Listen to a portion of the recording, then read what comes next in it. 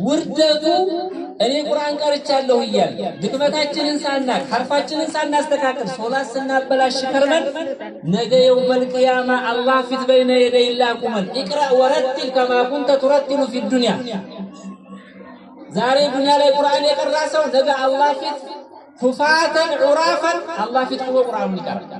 ይህ ሐዲስ ነው ያለው። በዛን ሰዓት ላይ ውርደት ይመጣል። ያ ሳይመጣ በስተፊት ጊዜ ሰጥተን ቁርአን መቅራት አለብን። ሐርፎችን ደግሞ ስንቀራ ጠብቀን አስተካክለን በደንብ አድርገን መቅራት አለብን። የቁርአን ሰው አላህ ያርጋል። ሌላው ልጆች ምናልባት ልጆቼን ወንድሞቼን የምመክረው ቁርአን የቀራ ሰው ቁርአን አክትመናል ብለን መዘናጋት የለብንም። ዑለሞች ተርቲብ ሲያስቀምጡ አንድ ሰው ቁርአንን ራሱን የቻለ ፈን ነው። ለምሳሌ በአረቦች አባባል ሼኽ ማለት ሉጋና እስጢላህ የሚባል ነገር አለ። በሁለት ይከፈላል። ሉጋና እስጢላህ የሚባል ነገር አለ። ሼኽ ማለት በሁለት ነው። አንድ ሰው ሼኽ ተብሎ ለመጠራት በሁለት ነገር ነው ሼኽነት ደረጃ የሚደርሰው። አንዱ መን አትቀነ ፈነ ሚነል ፉኑን ቁርአን አንድ ፈን ነው፣ ፊቅህ አንድ ፈን ነው፣ ነህው አንድ ፈን ነው፣ ሐዲስ አንድ ፈን ነው፣ ቁርአን ተፍሲር አንድ ፈን ነው። ሌላም እነዚህ ሉጋዎች በላጋ፣ መንጢቅ፣ ዓሩድ፣ በላጋ የምንላቸው ነገሮች እዚህ ውስጥ ይገባሉ። ከዚህ አንዱን ፈን የያዘ ሰው ሼኽ ተብሎ ይጠራል። ሁለተኛ መንጃወዘ ዑምሩሁ 40 ሰና እድሜው 40 ዓመት የደረሰ ሰው ሼኽ ተብሎ ይጠራል። አሁን ይሄን ያነሳሁት ምን ለማለት ፈልጌ ነው? ቁርአን ቀርተናል ብለን እህቶቻችንም ሆኑ ወንድሞቻችን እኔ ቁርአን ቀርቻለሁ ብለን ዒልም በቃኝ ልንል አይገባም። ዑለሞቹ ሲያስቀምጡ ዒልም ቁርአን ማለት አንድ ሰው ቁርአን ቀራ ማለት የዒልምን የመጀመሪያ ቁልፍ ያዘ ማለት ነው።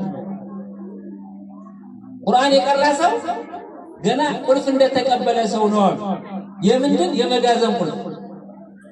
አንድ ቁልፍ የያዘ ሰው መቼም ከቁልፉ ምን የሚጠቀመው ነገር የለም። የሚጠቀመው ምንድነው? ቁልፉን ከያዘ በኋላ ከፍቶ መጋዘን ገብቶ የሚፈልገውን ነገር ማቴሪያል አውጥቶ መጠቀሙ። ቁልፉ ራሱ መቅሱድ አይደለም፣ ቁልፉ ጥቅም አይደለም። ቁርአን ቀራ ማለት አንድ ሰው ወንድም ይሁን ሴት ቁርአንን በደንብ አድርጎ ቁርአን ቀራ ማለት ዒልምን ሙክተፊ ሆነ ማለት አይደለም። ስለዚህ አንዳንድ ልጆች አሁን ከተለያየ እንትን የወጡ ልጆች በቃ እኔ ሐፊዝ ነኝ ብለው ደረታቸውን ነፍሰው ሲሄዱ እናያለን።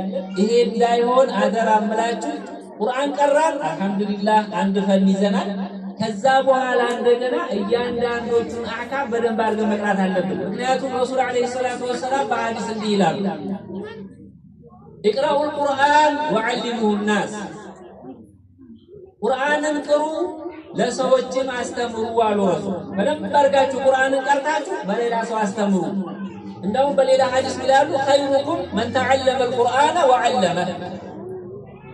እዚህ ዱንያ ላይ ምርጥ ሰው በጣም ትልቅ ሰው አላህ ስር ደረጃ ያለው ተወዳጅ ሰው ብሎ ማለት መን ተዐለመ አልቁርአን፣ አሁን እንዳልነው ቁርአንን በደንብ አድርጎ የቀራ ሰው ነው። ወዐለመሁ ለሌላ ያስተማረ ሰው። ሁለተኛ ወተዐለሙ ልዕልመ ወዐልሙሁ ናስ፣ ዒልመን ማንኛውን ዒልም አሁን እንዳልነው ፊቅህ ይሆናል፣ ሐዲስ ይሆናል፣ ተፍሲር ይሆናል፣ ሉጋ ይሆናል። ማንኛውን ዒልም ተማሩ። ወዐልሙሁ ናስ፣ አሁንም ለሰው አስተምሩ አሉ።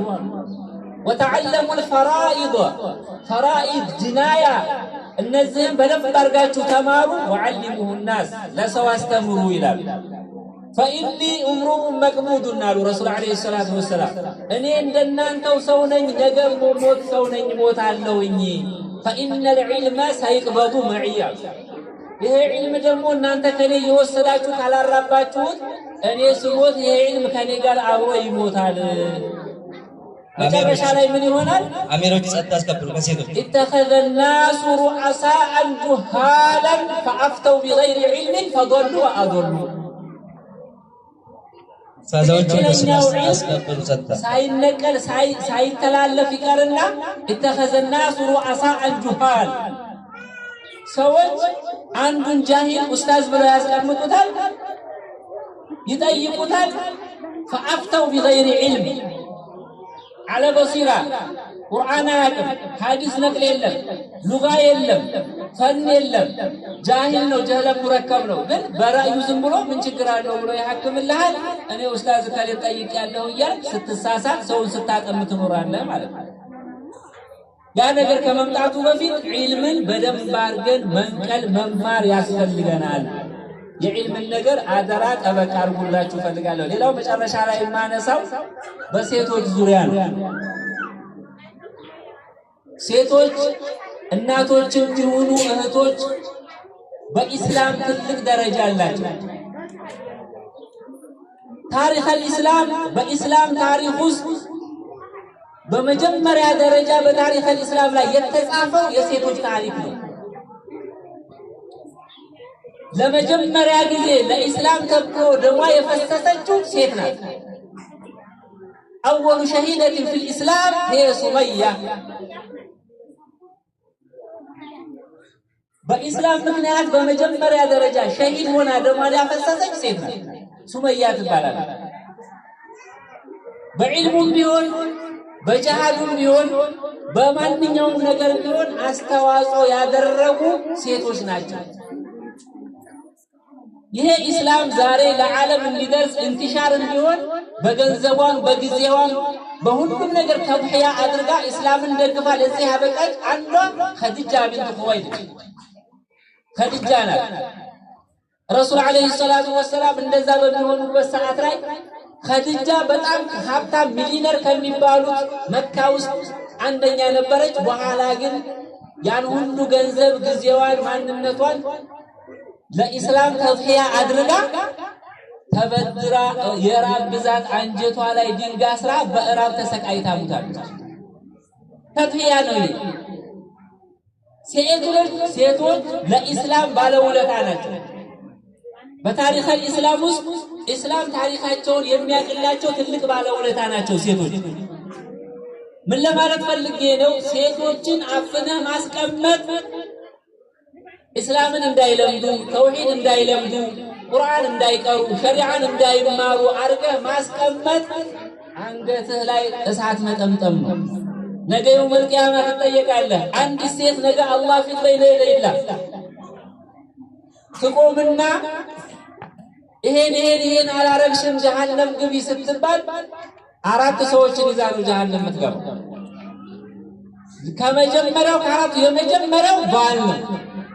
قال ابن الدمس الله دمو وما ربك بظلام للعبيد الله ማንንም አይበድልም። ያ ቀን የሐቅ ቀን ነው። ትክክለኛ ፍርድ የሚሰጥበት ቀን ነው። ትመጣና ሴትዮዋ ምን ትላለች? ያ ረቢ እኔ እንዴት አድርጌ ነው እሱ ጀነት ገብቶ ነው አዛብ የምገባው? ዱንያ ላይ ያለው ሰግደሻል ወይ ቀርተሻል ወይ ቆመሻል ወይ እንዲህ አድርገሻል ወይ ብሎ አንድ ቀን ጠይቆኝ አያውቅም። ልብሴን አላጠብሽም ብሎ ምግብ በሰዓቱ አልሰራሽም ብሎ ለምን ስሜቴን ያላረግሽልኝም ብሎ ሲቀጠቅጠኝ ሲደበድበኝ ነው የኖረው። ስለ ሸሪዓ ግን አንድ ቀን አስተምሮኝ ጠይቆኝ ለምን እንዲህ አላረግሽም ብሎኝ አያውቅም ትላለች። ከዛ በኋላ ይዘሽ ግቢ ትባላለች። እሱንም ይዛት ይላል። ስለዚህ ሚስቶቻችንን ጠብቀን ቁርአናቸው አቂዳቸው ተውሂዳቸው እንዲስተካከል የማስተማር የማነጽ የማባበል ግዴታ አለብን፣ ዋጅብ አለብን። አላሁ ተባረከ ወተዓላ በቁርአን ላይ ቁ አንፉሰኩም ወአህሊኩም ናራ ቁ አንፉሰኩም መጀመሪያ ራሳችሁን ካለ በኋላ ወአህሊኩም አህል ማለት ሚስትህ ልጆች አህል ናቸው። ሚስትህን ልጆችን በደንብ አድርገህ ጠብቀህ ተንከባክበህ በኢስላም ውስጥ በታሪክ ኢስላም ውስጥ የማሳለፍ ግዴታ የኛ ዋጅባችን ነው። ረሱልም አለይሂ ሰላቱ ወሰላም ኩሉኩም ራዒን ወኩሉኩም መስኡሉን ዐን ረዕየቲ። ተርቢያ ከማን ይጀምራል? ከልጅነት። አገራችንም ሆነ ከሰለፎች እዛው ሰሃባ ድረስ ታሪክ ስንጠይቅ አብዛኛዎቹ መሻይኾች ትልልቅ ዑለማኡ ሰለፍ የሚባሉት ለደረሱበት ደረጃ ትልቁ መንስኤያቸው እናት ናት። እናት አልኡሙ አወሉ መድረሰቲ ሊልአጥፋል፣ የልጆች የመጀመሪያ ትምህርት ቤት እናት ናት። ያችን እናት ለእናትነት እንድትበቃ አድርገህ አንተ በደንብ አንጸህ እሷን ከያዝካት እሷ ደግሞ ነገ ተራዋል በደንብ ትክክለኛ እናት ሆና የተወለደውን ወንድም ሆነ ሴት ትውልድን ለዚህ ደረጃ ታበቃለች። ስለዚህ ሴቶችን ጊዜ ሰጥተን ትኩረት ሰጥተን የሚያስፈልገውን ነገር እያሟላንላቸው እንዲቀሩ ተውሂድ እንዲለምዱ አቂዳ እንዲለምዱ ቁርአን እንዲቀሩ ኪታብን እንዲቀሩ የማድረግ ኃላፊነት አለብን። በዕልሙም ቢሆን ከዛው ከሰለፎች ከታቢዕ ጀምሮ እስካሁን እኛ እስካለንበት ጊዜ ድረስ የሴት መሻይኾች ነፍ ናቸው። ሙጃሂዶችም አሉ። አሁን እኛ ባለንበት ጊዜ ታሪክ ባለፈው ለሆነ ጉዳይ ሂደን ስንጠይቅ ወላሂ የሚገርማችሁ ነገር አሩሲ ውስጥ 600 ደረሳ የምንታቀራ የሴት ሼኽ አግኝተናል። ሼኽ ዛህራ ትባላለች። አንዷ 500 ምናምን ደረሳ የምንታቀራ የሴት ሼኽ አግኝተናል። እንዳውም አንደኛው ዓሊም ምን አሉ? ወሎ ውስጥ ያለው መሻይኽ አሁን እያቀራ ያለው ቢሰበሰብ የሼኽ አልጃን ያህል ደረሳ የለውም ነው ያለው።